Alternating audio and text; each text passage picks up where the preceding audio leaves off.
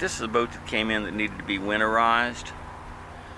And I don't know if you can see, that's water in there. It's above his starter, that's above his dipstick tube, that's above the oil pan.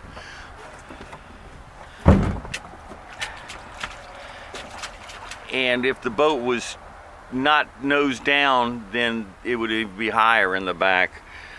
And so one of the things on his winterization form is he wanted us to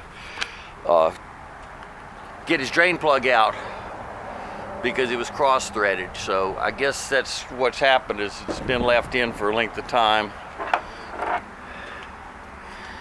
And he's found the bottom of the lake a few times.